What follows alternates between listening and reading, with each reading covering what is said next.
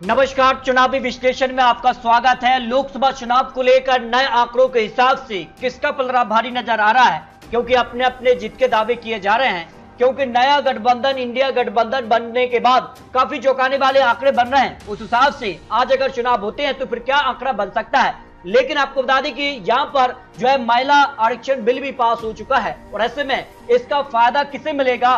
देखिए, अगर बात की जाए तो बीजेपी को इसे साइलेंट वोटर माने जाते हैं महिला जो वोटर्स होते हैं, क्योंकि 2014 में यह 29% वोट शेयर बीजेपी को मिला था और 2019 में आंकड़ा 36% तक पहुंच गया था। और ऐसे में महिला आरक्षण बिल पास होने के बाद ये आंकड़ा और भी आगे बढ़ सकता है। लेकिन कौन जीतेगा, क्योंकि अपने अपने जीत के दावे सामने आ रहे हैं। प्रधानमंत्री मोदी जी लगातार यहाँ चुनावी जनसभाओं को संबोधित कर रहे हैं और बड़े बड़े ऐलान भी किए जा रहे हैं। तो क्या 2024 में हैट्रिक की तरफ बढ़ेंगे प्रधानमंत्री मोदी जी, या वनवास पर गई विपक्ष की वापसी होगी, क्योंकि विपक्ष ने इस बार एक होने का वादा किया है, जिसका से यहाँ पर जो है नया गठबंधन इंडिया गठबंधन बना है। लेकिन किसके जीत के दावे में कितना दम है, ये काफी महत्वपूर्ण होता है, क्योंकि बिहार में बीजेपी गठबंधन टूट चुका है और जिस कार का माहौल अब बिहार में देखने को मिल रहा है, क्या कुछ आंकड़ा बनेगा। लेकिन बिहार में एनडीए की जो सीट शेयरिंग हो सकती है उसमें बीजेपी 30 सीटों पर चुनाव लड़ सकती है, एलजेपी 6 सीट, आरएलजेडी या 2 सीटों पर चुनाव लड़ सकती है, हम पार्टी 1 और बीआई पार्टी को 1 सीट चुनाव के लिए मिल सकती है।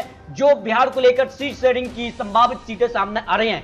भाई यूपी की बात की जाए तो यूपी में 80 सीटों पर इस बार बीजेपी टारगेट कर रही है, जिसमें 76 सीटों पर बीजेपी चुनाव लड़ सकती है। 2 सीटों पर अपना दल निषाद पार्टी 1 और यहाँ सुभाषपा को भी 1 सीट मिल सकती है। इस तरह से अगर बात की जाए तो बीजेपी इस बार यूपी की 80 सीटों पर टारगेट सेट कर रही है। वहीं अगर बात की जाए महागठबंधन से तो महाराष्ट्र में भी बड़ा उलटफेर देखने को मिला है और महाराष्ट्र को लेकर यहाँ पर महाविकास आघाड़ी का सीट फॉर्मूला, जिसमें शिवसेना ठाकरे गुट को 21 सीटें, एलसीपी यहाँ पर शरद पवार 14 सीट, कांग्रेस यहाँ 13 सीटों पर चुनाव लड़ सकती है। इस तरह से अगर बात की जाए तो क्या 300 पार जाएंगे प्रधानमंत्री मोदी जी, या कुछ नया देखने को मिलेगा, क्योंकि भारत जोड़ो यात्रा के बाद काफी कुछ हलचल देखने को मिल रही है और राहुल गांधी यहाँ पर टारगेट 372 सीट तय कर रहे हैं। तो किसके दावे में कितना दम है, इस पर 2024 को लेकर महत्वपूर्ण आंकड़े। लेकिन 2023 के लिए 3 राज्य महत्वपूर्ण हो जाते हैं, जहां कांग्रेस ने 2018 में सरकार बनाई थी। लेकिन इस बार प्रधानमंत्री मोदी जी तीनों ही राज्यों को लेकर यहाँ पर जो है बागडोर संभाल चुके हैं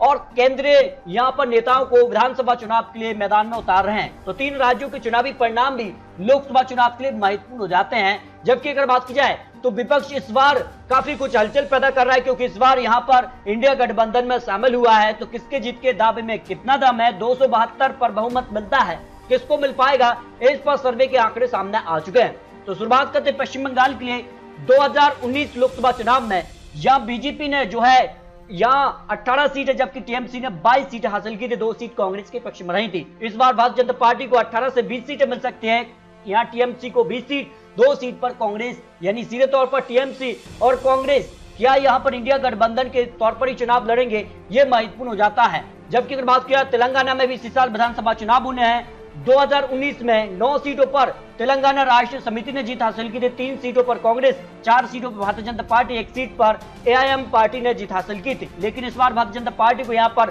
5 सीटें, टीआरएस को 8, 1 सीट एआईएम पार्टी और 3 सीटों पर कांग्रेस को जीत की संभावना हो सकती है।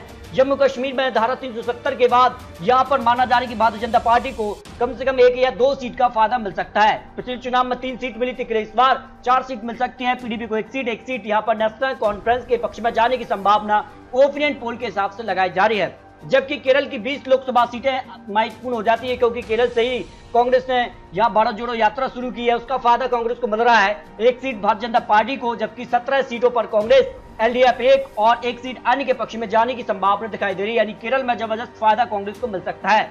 भाई दिल्ली की 7 सीट की बात की जाए तो 2019 लोकसभा चुनाव में सभी 7 सीटों पर जीत हासिल की थी। इस बार भारतीय जनता पार्टी को सभी 7 सीट पर जीत मिल सकती है, लेकिन 2 सीटों पर आम आदमी पार्टी यहाँ कड़ी टक्कर दे सकती है, जो अनुमान यहाँ पर दिखाई दे रहा है। जबकि उत्तराखंड की 5 लोकसभा सीटें आती हैं। 2019 में भी 5 सीटों पर भारतीय जनता पार्टी ने जीत हासिल की थी। इस बार ओपिनियन पोल के हिसाब से भी 5 सीटों पर जीत की संभावना यहां दिखाई दे रही है। जबकि हरियाणा 10 लोकसभा सीटें आती है, महत्वपूर्ण राज्य माना जा रहा है, क्योंकि जिस कारण से यहां पर काफी कुछ घटनाक्रम भी देखने को मिला है। तो 10 सीटों पर भारतीय जनता पार्टी ने 2019 में जीत हासिल की थी। इस बार भारतीय जनता पार्टी को 8 और कांग्रेस को 2 लोकसभा सीटों पर जीत की संभावना हो सकती है। जबकि मेघालय की 2 सीट की बात की जाए तो 1 सीट कांग्रेस और 1 सीट अन्य के पक्ष में जाने की संभावना दिखाई दे रही है। जो मेघालय को लेकर चुनावी अनुमान सामने आ रहे हैं। अरुणाचल प्रदेश के 2 लोकसभा सीटें आती है, दोनों सीटों पर भारतीय जनता पार्टी को 2019 में भी जीत मिली थी, इस बार भी दोनों सीटों पर जीत की संभावना दिखाई दे रही है। लेकिन पंजाब महत्वपूर्ण माना जा रहा है कि पंजाब में आम आदमी पार्टी अब विधानसभा चुनाव जीत चुकी है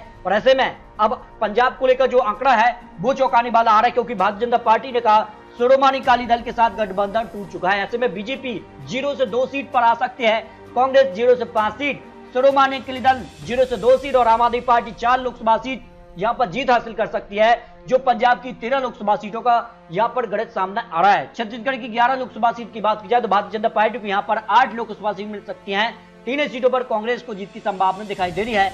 2019 में 9 सीटों पर जीत हासिल की थी, 2 सीट पर कांग्रेस को जीत मिली थी। जबकि गुजरात की 26 सीटों की बात की जाए तो एक बार फिर से सभी 26 सीटों पर भारतीय जनता पार्टी पूर्ण रूप से कमल खिला सकती है। गुजरात को लेकर भी प्रधानमंत्री मोदी जी यहां पर जो है चुनावी जनसभा कर चुके हैं, यहां पर सीधे तौर पर इसका फायदा भारतीय जनता पार्टी को मिल सकता है। मिजोरम की 1 लोकसभा सीट पर मिजो नेशनल फ्रंट जो कि एनडीए सदस्य है उसके पक्ष में जा सकते हैं। राजस्थान भी महत्वपूर्ण माना जा रहा है और राजस्थान को लेकर जो अनुमान है उस हिसाब से भारतीय जनता पार्टी यहां पर जो है 23 से 25 लोकसभा सीट तक भी पहुंच सकती है। लेकिन 1 सीट पर कांग्रेस, 1 सीट अन्य या फिर आरएलपी के पक्ष में जाने की संभावना दिखाई दे रही है। महाराष्ट्र भी महत्वपूर्ण राज्य माना जा रहा है और महाराष्ट्र को लेकर जो ओपिनियन पोल है वो काफी चौंकाने वाले बन रहे हैं, क्योंकि महाराष्ट्र में जिस कार का यहाँ पर माहौल देखने को मिला है, कई दल में टूट हुई है, उसका फायदा किसे मिलेगा? क्योंकि 2019 में भारतीय जनता पार्टी ने यहाँ पर जो है 23 सीटों पर जीत हासिल की थी, जबकि शिवसेना को 18 सीट मिली थी। और यहां पर बात की जाए तो कांग्रेस 1 सीट और 4 सीट पर एनसीपी और 2 सीटें अन्य के पक्ष में रही थी। लेकिन इस बार बात की जाए तो भारतीय जनता पार्टी और यहां पर शिवसेना में जो है टूट हो चुकी है, जिसका फायदा किसे मिलेगा? लेकिन माना जा रहा है कि भारतीय जनता पार्टी 30 से 35 सीट तक यहां महाराष्ट्र में हासिल कर सकती है। लेकिन 2019 के मुकाबले कुछ सीटों का नुकसान देखने को मिल सकता है, क्योंकि यहां पर नया गठबंधन इंडिया गठबंधन बना है, जबकि कांग्रेस को 2 सीटें, एनसीपी को 5 और शिवसेना उद्धव गुट को यहां पर 8 लोकसभा सीट की संभावना दिखाई दे रही है। हिमाचल प्रदेश की 4 लोकसभा सीट की बात की जाए तो यहां पर जो है बीजेपी को 3 लोकसभा सीट, कांग्रेस को 1 लोकसभा सीट की संभावना हो सकती है, जो अनुमान यहां पर दिखाई दे रहा है। जबकि लक्षद्वीप की 1 सीट की बात की जाए तो यहां पर सीधे तौर पर कांग्रेस को 1 सीट की संभावना दिखाई दे रही है। सिक्किम की 1 सीट पर की अगर बात की जाए तो अन्य के पक्ष में 1 सीट की संभावना दिखाई दे रही है। गोवा की 2 लोकसभा सीट की बात की जाए तो यहां पर दोनों सीटों पर भारतीय जनता पार्टी को जीत की संभावना दिखाई दे रही है। त्रिपुरा की अगर बात की जाए तो त्रिपुरा में भी भारतीय जनता पार्टी ने जहां विधानसभा चुनाव में जीत हासिल की है, उसका फायदा लोकसभा चुनाव में मिल सकता है। दोनों सीटों पर भारतीय जनता पार्टी यहां जीत हासिल कर सकती है। जबकि बिहार की बात की जाए तो बिहार में नया गठबंधन बना है, इंडिया गठबंधन वर्सेस एनडीए गठबंधन की लड़ाई है। लेकिन बात की जाए तो बीजेपी से अलग हो चुके नीतीश कुमार, और माना जा रहा है कि जिसका से 2019 में यहाँ बीजेपी ने 17 सीट तो जेडीयू ने यहाँ पर 16 सीटों पर जीत हासिल की थी। यानी सीधे तौर पर बात की जाए तो एनडीए को यहाँ पर 39 सीटें मिली थी। लेकिन इस बार माना जाने की अलग होने से सीधा नुकसान बीजेपी को मिल सकता है। बीजेपी करीब 16 से 20 सीट बिहार में मिल सकती है, जेडीयू को 10 से 12 सीट, आरजेडी को 8 से 10 सीट और कांग्रेस अन्य के पक्ष में 1 से 2 सीट जा सकती है। लेकिन यहाँ पर जेडीयू, आरजेडी और कांग्रेस यहाँ पर इंडिया गठबंधन के तौर पर चुनावी मैदान में होंगे। उड़ीसा की 21 लोकसभा सीट में से बीजेपी को 8, बीजू जनता दल को 10, कांग्रेस को 3 लोकसभा सीटें मिल सकती हैं। अंडमान निकोबार की 1 सीट पर भी बीजेपी को जीत की संभावना दिखाई दे रही है। मणिपुर की दोनों सीट की बात की जाए तो 1 सीट बीजेपी और 1 सीट कांग्रेस के पक्ष में जा सकती है। आंध्र प्रदेश की 25 लोकसभा सीट की बात की जाए तो यहाँ बीजेपी को 1 सीट मिल सकती है, क्योंकि जिस कारण से यहाँ पर बात की जाए वाईएसआर को 20 लोकसभा सीट, टीडीपी को 3 और कांग्रेस को 1 सीट की संभावना दिखाई दे रही है। लेकिन आंध्र प्रदेश में यहाँ पर इंडिया गठबंधन बना है, इसका फायदा सीधे तौर पर कांग्रेस, टीडीपी और वाईएसआर के पक्ष में जा सकता है। तमिलनाडु की बात की जाए तो तमिलनाडु में भी भारतीय जनता पार्टी को झटका लग चुका है और उनका एनडीए गठबंधन जिसका साथ है एआईडीएमके, वो अब कहीं ना कहीं अलग चुनावी मैदान में है, जो कि क्या इंडिया गठबंधन में आएगी या फिर अलग से चुनाव में मैदान में होगी, ये महत्वपूर्ण माना जा रहा है। लेकिन तमिलनाडु में जहां भारतीय जनता पार्टी का गठबंधन टूट चुका है, तो 1 सीट पर भारतीय जनता पार्टी और डीएमके, कांग्रेस और अन्य की बात की जाए तो यहाँ पर माना जा रहा है कि क्या इंडिया गठबंधन में पार्टी चुनाव लड़ेंगी या अलग, तो फिर यहाँ पर आंकड़े बदल सकते हैं। लेकिन सबसे महत्वपूर्ण माना जाता है उत्तर प्रदेश। उत्तर प्रदेश से 80 लोकसभा सीटें आती हैं और यहाँ भारतीय जनता पार्टी को करीब 70 लोकसभा सीट, समाजवादी पार्टी को 0 से 8 और कांग्रेस को 0 सीट, बीएसपी को 2 लोकसभा सीट की संभावना उत्तर प्रदेश में दिखाई दे रही है। लेकिन जिसका से कांग्रेस को अब यहाँ पर जिसका से सक्रिय तौर पर नजर आए हैं राहुल गांधी, तो 1 से 2 सीट पर कड़ी टक्कर कांग्रेस भी दे सकती है। चंडीगढ़ की 1 सीट की बात की जाए तो बीजेपी के पक्ष में जा सकती है। कर्नाटक की 28 लोकसभा सीटों में से बीजेपी 20 सीट, जेडीएस अब भारतीय जनता पार्टी के साथ आ चुकी है, तो उसका फायदा भारतीय जनता पार्टी को मिल सकता है। जहां 23 लोकसभा सीट और कांग्रेस को 5 लोकसभा सीट की संभावना दिखाई दे रही है। मध्य प्रदेश की 29 लोकसभा सीट की बात की जाए तो यहाँ भारतीय जनता पार्टी को 26 सीट मिल सकते हैं, 2 सीटों पर कांग्रेस और 1 सीट यहाँ पर बात की जाए तो कड़ी टक्कर यहाँ देखने को मिल सकती है। झारखंड की 14 लोकसभा सीट की बात की जाए तो बीजेपी 9 सीट, जेएमएम को 3, कांग्रेस को 2 लोकसभा सीट मिल सकती है, लेकिन जेएमएम, आरजेडी और यहाँ पर कांग्रेस का यहाँ पर इंडिया गठबंधन है। तो इस तरह से अगर बात की जाए लोकसभा चुनाव को लेकर जो 543 सीटों का ओपिनियन पोल सामने आ रहा है, आज अगर चुनाव होते हैं तो एनडीए 306 सीट और इंडिया गठबंधन 193 सीट, अन्य के पक्ष में 44 सीट की संभावना दिखाई दे रही है। फिलहाल आपको बता दें ये चुनावी आंकड़े, चुनावी अनुमान है और आने वाले वक्त में जहां पर जिस कार के चुनावी वादे, चुनावी प्रचार हो रहे हैं, जिस कार से बड़ी बड़ी योजनाएं, घोषणाएं की जा रही हैं, इंडिया गठबंधन का क्या यहां पर सीट शेयरिंग होगी, ये काफी महत्वपूर्ण हो जाता है, क्योंकि कई राज्यों में आपसी यहां पर तनाव भी देखने को मिलता है नेताओं के बीच।